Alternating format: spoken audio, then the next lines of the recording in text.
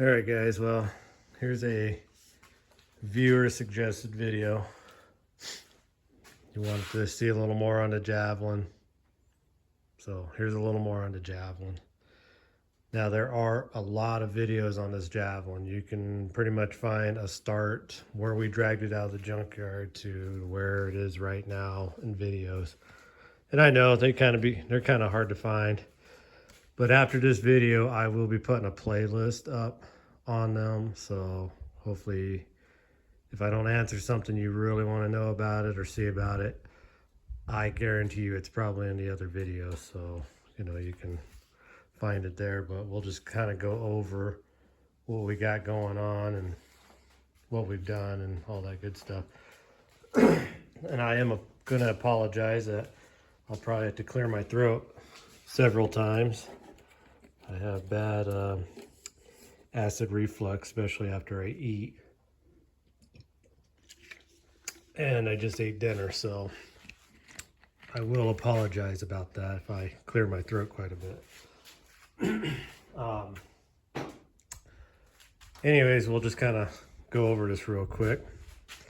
It's a 74 454 with a 671 WEN supercharger on it. This Javelin obviously did not have a 454 originally in it. It was a 6-cylinder car originally.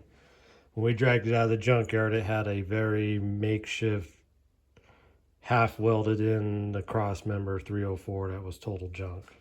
Again, you can go find that video. So obviously pulled that out right away. I put a V8 cross member back in this car because, again, they welded literally the motor to the cross member. That 6-cylinder, the inline cross member that was originally in this car. I've heard everybody's comments and answers and everything about the catch cans, and that's fine, and it's things I've thought of before. This car only has blow-by about 2,500 RPM to 3,000 is about the only time it has any kind of blow-by. So, and it's not much, it's just enough. When I was driving on the interstate, I'd see a puff of smoke maybe every 5 minutes or so, and it'd be just a real quick, and I'd smell a little oil. So I get it. I already know all the good stuff about the crankcase ventilation and all that.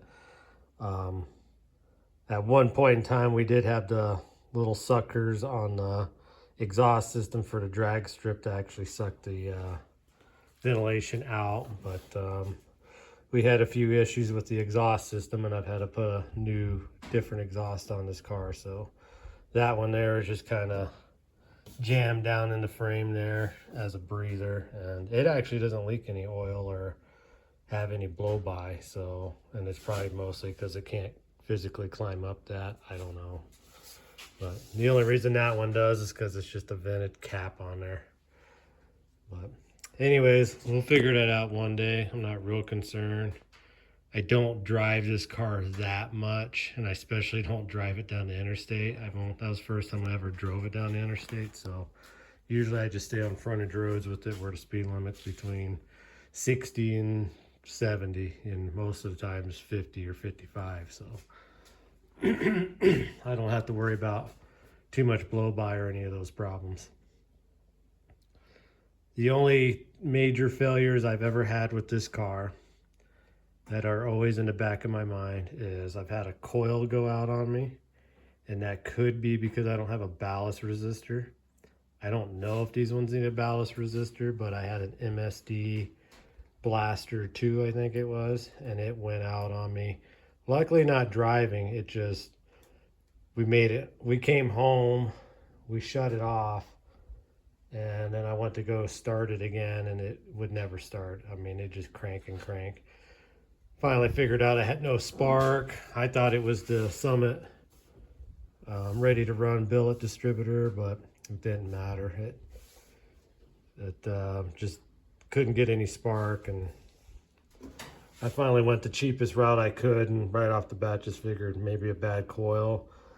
I tried to ohm it and test it with the voltmeter, but he was kind of coming back within specs for that MSD. But anyways, I put this Edelbrock on there and it started up and it's been on there since. That happened to me the beginning of the summer when I first was running this car this year. That MSD had lasted 2 years, I guess. I really upsetted somebody. I can't remember his name. It might have been Brian Kennedy, something like that. He's in the comments somewhere on one of these videos, but boy, he got real upset about this fuel pump here. When I put this 454 in, I bought a precision fuel pump from O'Reilly's. Installed it on this engine and it was bad out of the box. Took it back, they gave me another precision auto fuel pump. It made it 200 miles of just driving around Bozeman back then when I lived there. And of course, it went bad. Almost had to get towed home, but I was able to just get it to get gas just good enough where I could drive like a mile at a time, and then had to shut it down, mess with it, get it, get out. And the weep hole on it, I guess, was blowing gas everywhere. I'd get out and jam a stick in the weep hole and crank it over, and I guess it would fill up enough gas in the bowls to run for a bit. And as I would take off down the road to go, it would blow the little stick out. Whatever. I made it home, pulled that off, and just pretty much told them I just assume have my money back because I didn't even make it 2 months. My choices was Napa and CarQuest. CarQuest is a real hit and miss whether you're going to be able to get good parts. I mean, and I'm not saying that for every CarQuest. It was just the CarQuest I had available was never really all that great. So I didn't try them. I tried Napa. And all they had in was this big giant fuel pump, which has like a bowl on it type of thing. And it was 60, 70 bucks, something like that. And well, I bought it and it's been on here now for over 600 miles and I've never had an issue with it. So, I'm not praising Napa. I'm just saying I got a Napa fuel pump that came in a Napa box that cost twice as much and I haven't had any problems. I've put more precision fuel pumps on vehicles and had nothing but problems. In fact, our old Jeep trucks we had, I think we've gone through 4 or 5 mechanical fuel pumps and they all came from Precision. They all came from O'Reilly's because that's what we have. Now, a few more comments. People were talking about, go replace the gauges and stuff. There's already a video on those gauges from O'Reilly's. Go watch those. It's not super official heated air. It's just the gauge. I guarantee if we go plug the gauge in, this engine hasn't been ran in days now. It's going to start reading over 200. In fact, that mechanical gauge says it's 190, 200 degrees. And this car has not been ran, again, in days. Let's see here.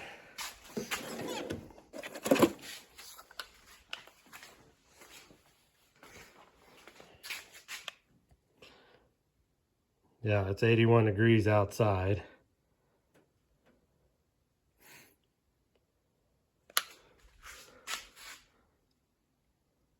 Now 76, I guess it's hotter in the shop, but yeah, I mean, I don't know if I can get that far. About 78, but anyways, those gauges are just junk. And maybe telling you the point of this, the nearest auto parts store to me is an hour drive away. Okay, and it's an O'Reilly's, and hasn't been very good, not because of the parts, okay, because of the kids that work there. They have no clue what they're doing. So it's not like I can just go and get parts, because more than likely I'll go there and they keep the gauges and stuff most of the time in the back put up so somebody can't steal them from Butte or something like that. And I just don't want to deal with them. If you're going there to get oil or something, you just go get yourself and take it to them. That's fine. But remember, even if they have specials written right on the oil, you have to remind them that they have a special on their oil. That's the kind of store you're dealing with there. So I try not to go there. I do if I have to. If I'm in Missoula, I can go to the O'Reilly's there. They're okay. There's like 4 O'Reilly stores in Missoula. But I usually don't have a lot of time to go mess around buying parts for myself. So I generally just order everything from Summit when I can afford it. And, you know, if I can get the right part. Because Summit, you're kind of guessing sometimes whether you're really getting what you think you need or not. So that's kind of that.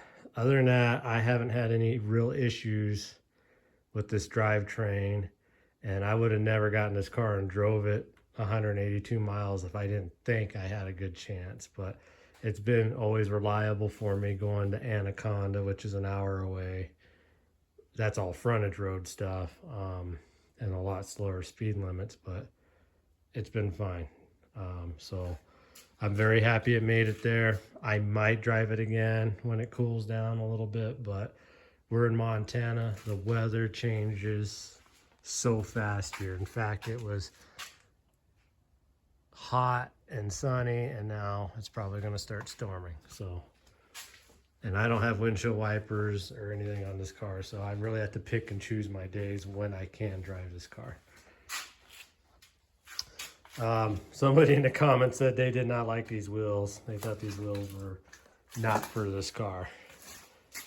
I think they look pretty cool. I think they really add to the 70s. They're, I don't know if these, I think these were ETs. I'm pretty sure I have the old center caps, and I think they're just turbine ET mags. I thought they were really neat. We got them off of a 70s Mustang. But yeah, I think they're fine. I think they fit the car just fine, but you know, everybody can have an opinion. It's no problem to me. If you don't like the wheels, you don't like the wheels. I've never have ever heard a comment quite like that yet, but I guess that's fine. But yeah, I paid $100 for these wheels. So I thought they were cool for $100. A lot of you people don't like the gauge setup. You know, just got thrown together. That dash has been thrown together. I mean, it's not like I got parts laying around for it. The speedometer generally works. I don't know what its problem is, but it is a Chinese GPS. It's always worked, but I've had it another time where it just didn't work for a month, and then it just started working again. And I've checked all the grounds and everything. That gauge that's down there, again, if you just watch the videos on these gauges I already did, I just threw that down there because I was trying to get a gauge working, since that chunk, that crappy one in the center there, just quit working one day. It used to work, and then it just got stuck on 200 to quit. All the other gauges are working. Somebody else was saying that I only had 15 pounds of oil pressure. I don't know what part of the video they were looking at. I think they were looking at the voltmeter. And then the boost gauge, again, the supercharger was a total afterthought. And when you're building this stuff and you're excited and you want to just go drive it, you shove gauges wherever you can shove them. I got that gauge, that spot there that had a windshield wiper knob, fit perfect. That just loosely fits in here. I mean, I didn't even damage anything or drill anything to put that in there. So that's why the boost gauge is right there. And the old tack gauge is right there so I can see it. The turtleback seats in this car are really comfortable. I really like them. They are nice and soft, and I really like those. This back seat is something I made myself. Again, if you go find the videos on it, you'll figure out why I had to make a back seat for it. It's actually got Javelin springs, but had to make it. I get asked a lot what the straps on the window were for or why they're on here. Well, that AMX there, we ran it in Bonneville for years, and I was always a little worried about these back windows. This back window here, I had to re-glue in already one time. You know, these old cars, these back windows, and I don't know, maybe it's just AMC, but I've had problems with these windows rattling and coming unglued from the original glue on them. So in Bonneville, I originally had these straps on the AMX because, you know, we're running anywhere from 130 to 160, and the windows would always pop out, and I was always afraid the back window would blow out of that. So I put those straps on there, and you know, we started redoing stuff on the AMX. I took the straps off, and well, I put them on the Javelin just because, why not? You know, it has the drags, the drag strip master switch on it, so you know it does work. And you know, we drag race this car when we can. Oh, I suppose the last failure we had was the rear end. I actually had to put this rear end in here just a month ago. It had a 315. Actually, there's a video where I put a lunchbox locker in the V8 rear end I put in here. It actually twisted the whole hub off about a month ago, and I had to put the 291 rear end out of the AMX into this. So it's got 291 gears, it's got a turbo 400 and a 454. So some of you guys were asking me about how I figured the speed and all that good stuff. You know, I have GPS on my phone. I knew how fast I was going to go anyways, and I already kind of knew where the RPMs were on that. But again, it's a 291 rear end, turbo 400 out of a truck, I believe, and this. So and the fastest we've ever had this is, I've had it up to 130, but it's pretty well topped out. I mean, you're not going much faster than that. That's screaming.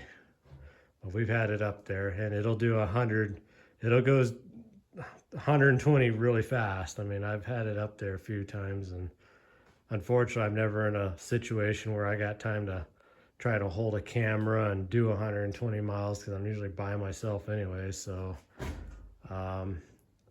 I talked to some of you guys in the comments. I'm going to see about getting a GoPro. I have one somewhere, and taping it to the windshield and try to do a better drive for you guys here in the future for it. But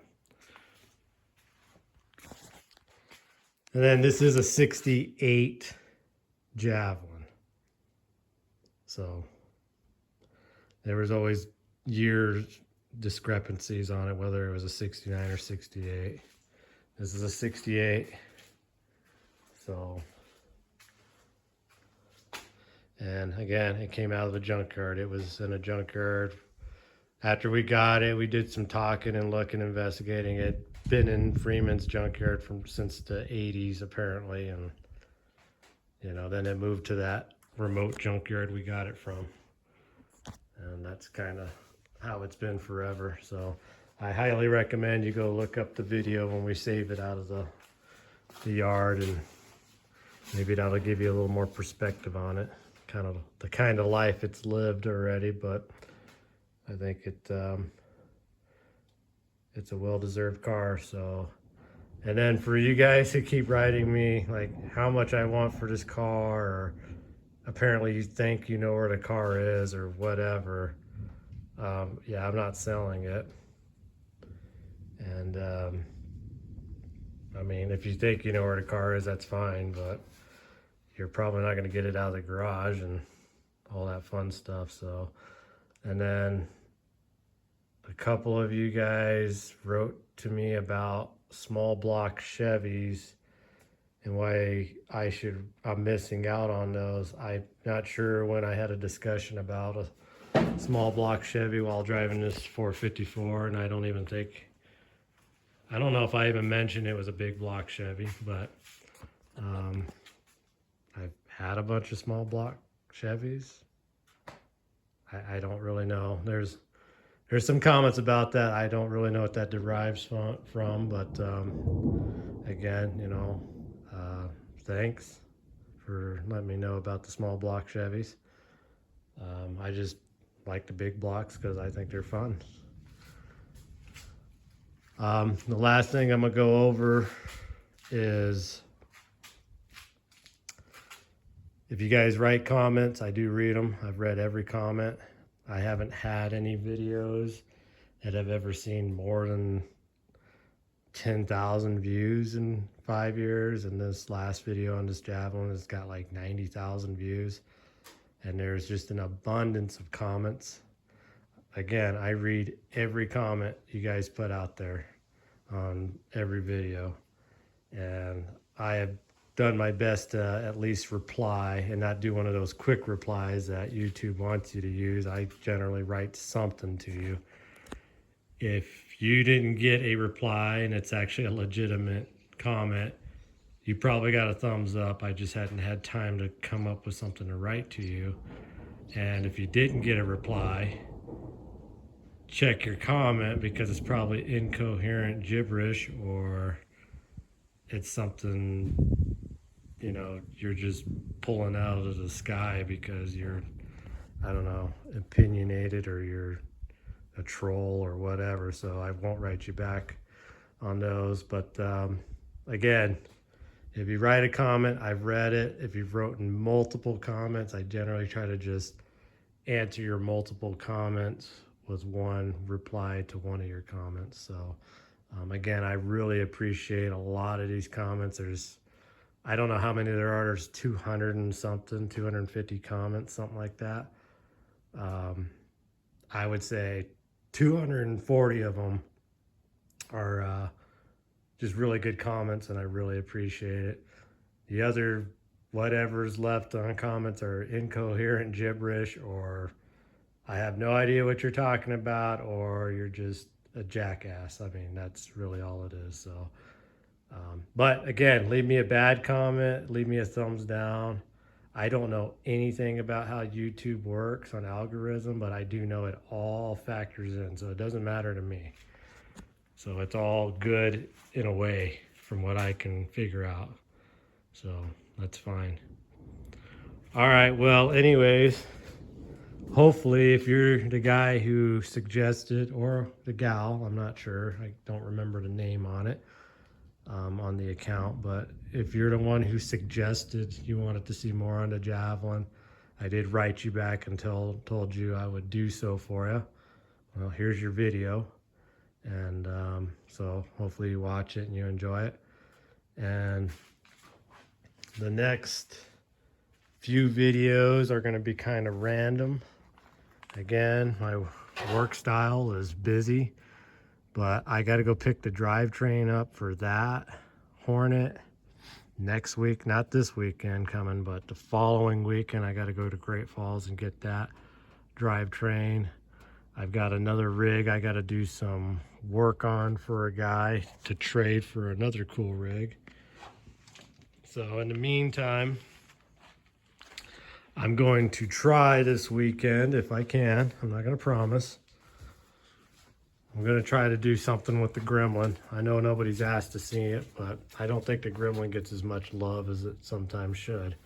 And it's had a long, rough life, and it's been just an awesome car for the last 5 years. Actually, we've probably had it,